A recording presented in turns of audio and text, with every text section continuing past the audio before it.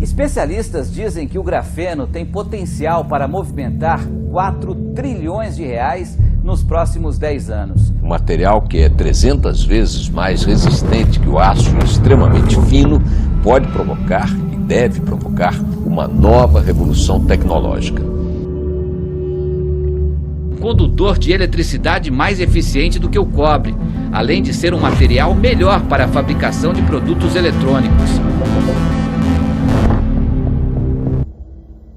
Eletrodomésticos que tomam iniciativas sozinhos para ajudar na administração de uma casa. Uma internet superveloz que permite cirurgias à distância. E até carros voadores que prometem revolucionar o trânsito nas cidades. A inteligência artificial é encarada como uma grande oportunidade por uns e como uma ameaça por outros. A computação cognitiva pode auxiliar com a automação de inúmeras tarefas que incomodam o ser humano. E, ao mesmo tempo, muitas profissões podem desaparecer, gerando desemprego.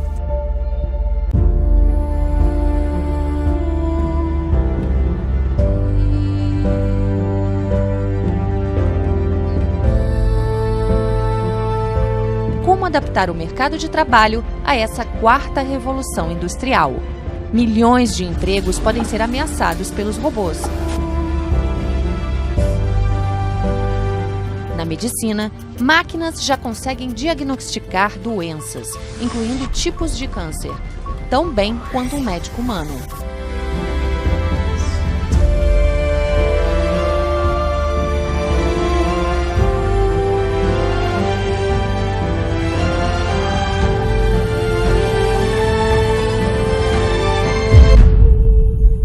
It could be terrible, and it could be great. It's not clear. Right. But one thing is for sure, we will not control it.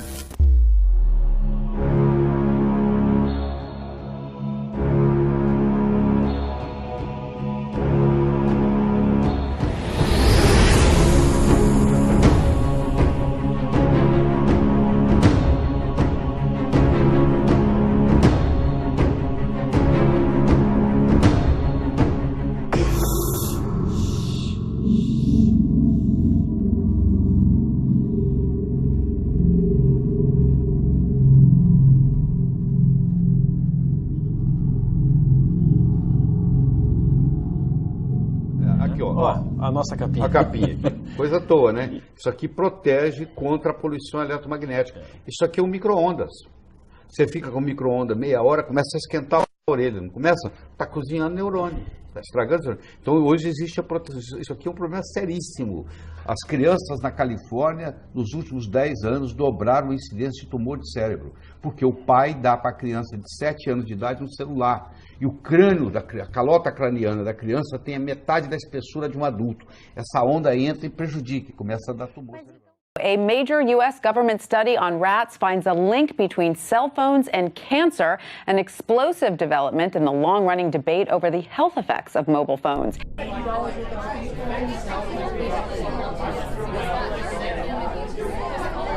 Last night we talked about how the 5th generation of wireless technology, or 5G as it's being rolled out worldwide without safety testing. Let me say that again, without safety testing, and how we've got scientists and doctors and environmental organizers saying, stop this. Because in terms of the effects of wireless radiation, the science is in. Wireless radiation can lead to cancerous heart tumors, brain tumors, DNA damage. Wireless radiation is linked to infertility, to autism, Alzheimer's, and more. And guess what? All the effects that I just listed, those are some of the effects that are known according to the technology that's being seen today. So, what happens when we roll out the next technology, 5G? How much more powerful is 5G? How much more troublesome might it be?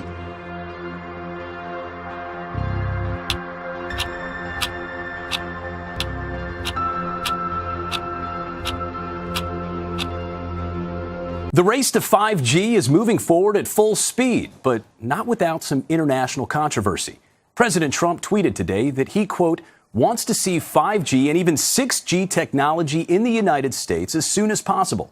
He also wrote, American companies must step up their efforts or get left behind. the Internet of Things. So this is not just mobile devices, but it's everything around us. So think about your connected car, connected traffic lights, exercise equipment. Everything around us will be digitized and connected to networks. Thing. A lot of people don't realize what they're involved in. Just the simple fact of using credit cards, using smartphones, and all of this automated system is the problem. People don't realize what it is. This system we're being led into is the New World Order in itself. The 5G smart grid is the New World Order, the Internet of Things. It's the New World Order. So the 5G grid not only will track everything you do, it can be used as a weapon. It can be used as a microwave cannon. It can be used to disable people, to track people. It can see through walls. It can see what you're carrying, whether you're carrying money, whether you're carrying a weapon, all of this sort of stuff. So it's very, very evasive. Plus it does all sorts of damage to us biologically. It damages our cell structure, damages the cell structure of all food, changes the cell structure of everything that it comes into contact with. And the 5G system will be a blanket system, blanket wave of communication. We've got so many people distracted on so many issues trying to address the government corruption and all of this stuff. They're not realizing that this is all rolling out, and in another 3 or 4 to 5 years, they're just going to wake up and go, what happened? How did I suddenly find myself in this digital prison? Because that's what it is. That's virtually what it is. It's a digital prison, a digital control grid. And if you want to participate in this society, you're going to have to participate in the smart grid.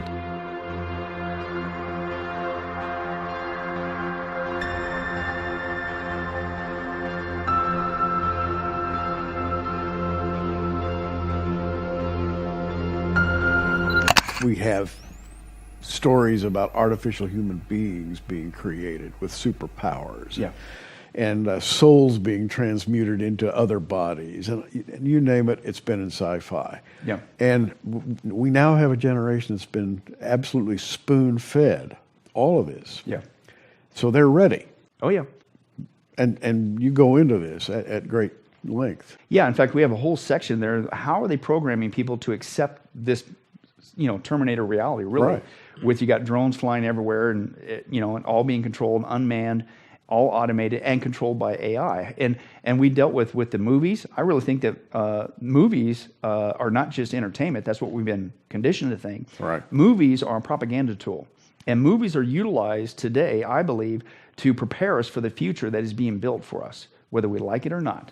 And so, back to the Terminator thing. If anything, they did a fantastic job of predicting and showing us what's coming.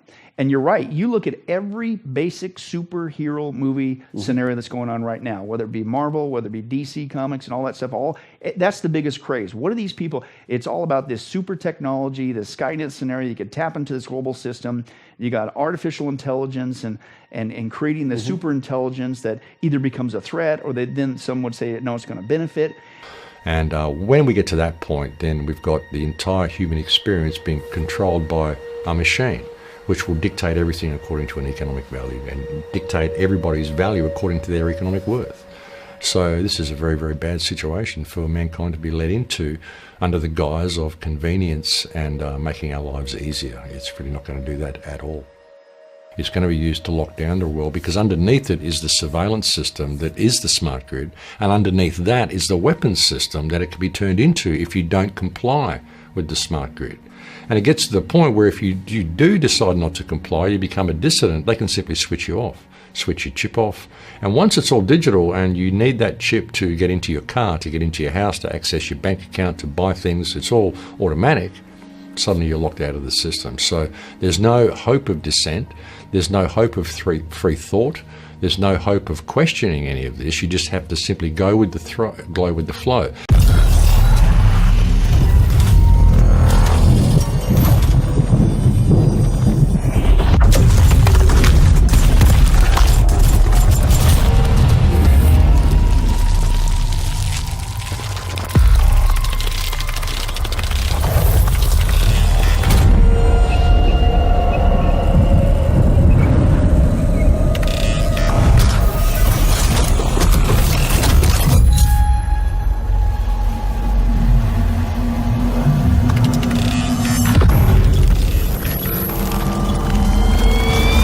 But did you know that Google back in the day, they admitted the reason why they came out wasn't about another search engine. Their desire was to build artificial intelligence.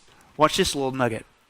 I did talk to Larry Page when Google first started because I was really perplexed about why would anybody make a new search engine when we had Alta Vista, which was the current search engine. It seemed good enough. And he said, oh, it's not to make a search engine, it's to make an AI. AI? Larry Page, Sergey Brin, the two co-founders of Google, I thought it was just all about just a search engine. So what did this guy spill the beans on? They admitted at the very beginning, no. We're here to create AI. And you go, well, how are they going to do that? Well, the search engine is just one thing. Because you know what you get from a search engine?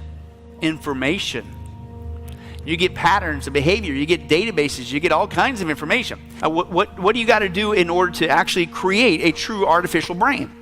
Well, there's a problem that they've run into, and it's called the common sense knowledge problem. Okay? And that's basically the fancy word of saying there's no shortcuts to creating a true artificial intelligence. Right? You have to manually hand feed it every single day information, just like we receive information. Right? How do we develop intelligence? The human brain. Every day that we've been alive, we receive information through the eyes and the ears and the five senses, right? Well, that's what they ran into. You can't do a shortcut. In order to truly mimic the human brain, artificial intelligence, you have to hand feed this AI system every day as much information as you can. That we want to create AI. Because listen to all the things, the information that Google is now getting off of us. It started with the search engine, okay, but what do they got now? They got search engines, they got emails, they got databases, they got photos, they got satellites, you name it. By the way, did you know, and this is still in print, you could check this out. Did you know that Google admitted, the founders, Sergey Brin and they admitted, and Larry Page, that they also not only want to create AI, that's why they're here, quote, this is a direct quote, we want to be like the mind of God.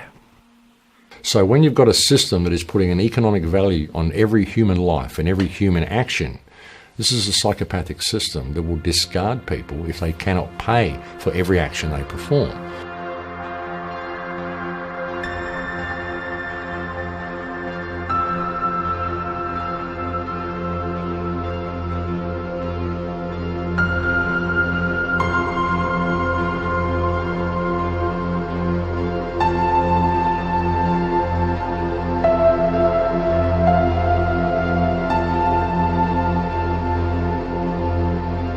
So that's a dangerous thing to have. Basically, you're putting this system in place which can be used as a weapon system, and you're giving control of it to the system itself. So this is a dangerous thing. This is kind of like the internet building its own immune system, if you can think of it that way. You know, automatic defense against hackers, automatic defense against viruses, automatic defense against all of this sort of stuff. So you get to the point where the internet becomes fully autonomic in every action that you do. When you go and you pay for your train, you go and pay for your coffee, you pay for everything. It's just all automatic. No one has to think about it. No algorithms have to be run. Nothing has to be done. It's all fully functional, fully automatic. But once you get to that point where it's fully autonomic and the system controls everything and is controlling the flow of everything, then basically we lose control of the internet at that point. So the system itself has lethal autonomy. So anybody starts a problem, system just takes them out. But at that point, we've lost control of the internet. And then we're in the point where if the internet does something, or that the AI does something, dictates some action that the company doesn't want, or people don't want, and they want to change it, well, the machine won't let them change it. And then they realize they've lost control of the internet, so they decide they need to get into the internet to regain control of it. What happens then if the internet views them as the threat to the system? And then it decides that it doesn't differentiate between humans. All humans are the same. Humans are now the threat to the system, and it controls the 5G grid, so it can just simply eliminate the threat.